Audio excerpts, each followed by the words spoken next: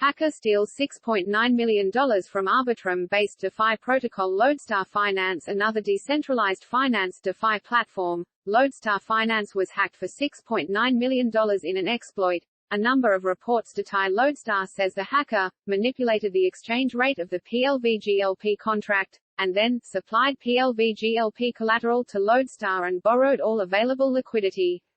This allowed the exploiter to cash out what they could. However, by 1 p.m. Eastern, Bitcoin was little changed but held its ground above 47,000. Ether, meanwhile, managed a 1.6% gain. And one of the biggest winners today is Terra's Luna token. It hit a new record high of $107 earlier in the morning. Crypto World's Tanea McKeel has more on that rapid rise of Terra and the billions in Bitcoin that the firm backing Terra plans to buy. Bitcoin today has pulled back just a little bit after a huge rally that saw it erase 2022's losses. A pullback like this and this modest feels a little bit natural, kind of like a pause after a big day of buying for investors. There's still a lot of really bullish sentiment in the market, as we know.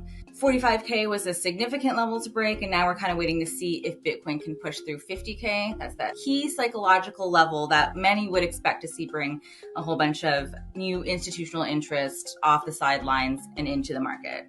We've talked so much about Wall Street moves in crypto. We're, of course, always monitoring the Federal Reserve and the developments in the war in Ukraine. One thing we haven't talked much about is the Terra Foundation, which is doing a lot to move Bitcoin's price lately, in addition to the things that I just mentioned. The Terra Foundation, that's behind the Luna token, and it is actively accumulating Bitcoin for its reserve for its stablecoin, which is called UST.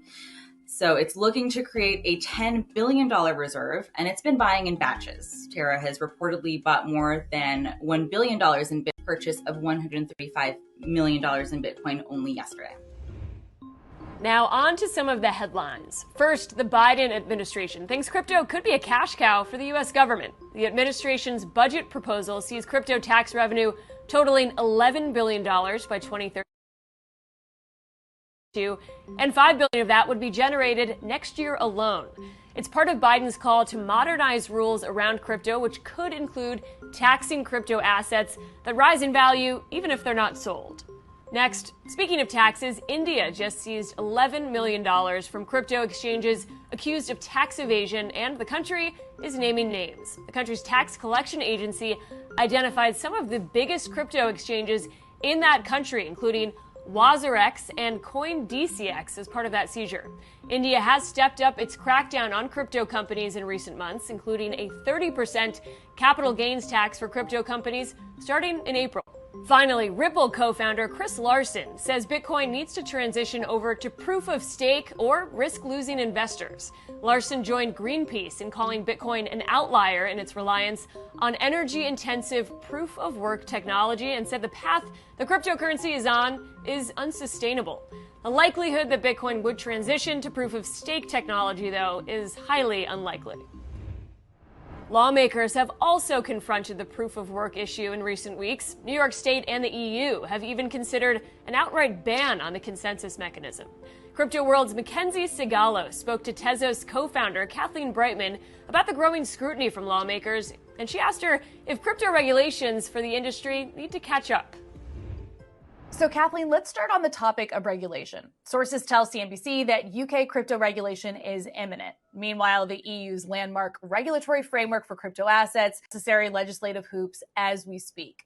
We saw Bitcoin surge following President Biden's executive order on crypto in early March. And I wonder, what is your take on how crypto markets will respond to new rules out of the EU? In this case, is more clarity a good thing, or is the hammer going to drop a lot harder than it has so far in the US? Yeah, well, Mackenzie, candidly, I'm not an expert on regulation in the EU, but I think if I had to look at this as a shift, I've been following this industry for about 10 years. It used to be the case that people would talk about if crypto could do this and if crypto could do that. And now it's being treated as an inevitability, meaning, people are figuring out how to manage it, not if it will succeed or if it will thrive. So I think people are figuring out the best ways to learn to cope with the industry. I think it adds a lot of value to to people all across the world.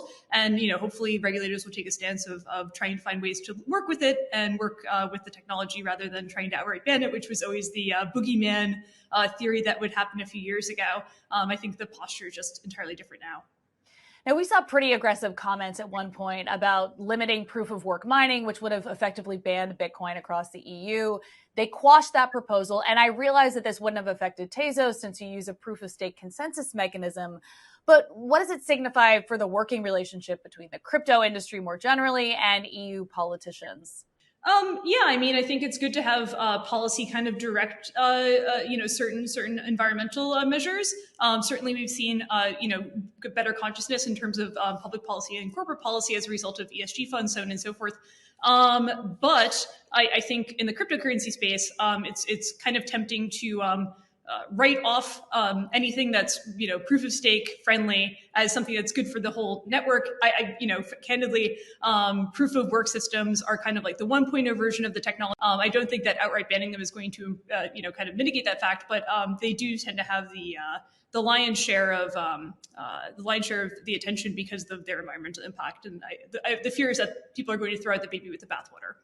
So Tezos was a first mover in the proof of stake consensus approach, which has become an increasingly popular concept since it's not as energy intensive as the alternative.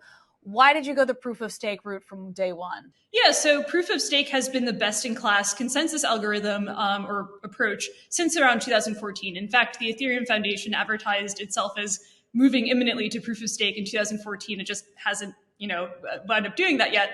The Tezos position paper came out around the same time in 2014. And yeah, just looking at the survey of computer science research and what was going on then, it was just best in class. So why not implement what's best in class? So as you mentioned, you founded Tezos back in 2014, just as the industry began to gain mainstream momentum. Now, at the time, it was more about all of crypto against mainstream finance, but it seems that the vibe has changed since then. For you, is it a multi-chain future or is it more of a winner-take-all scenario? I think it's something in between. I think it's winner take most, right? So if you think about this as a different form of money, money thrives with strong network effects. It stands to reason that the best technology, eventually will hopefully, become the most dominant use of exchanging value online. I just think we're very far away from that right now. And so it's kind of like Highlander. We're all kind of traveling the same pack, but only one of us can survive. Hey, it makes sense to make friends along the way.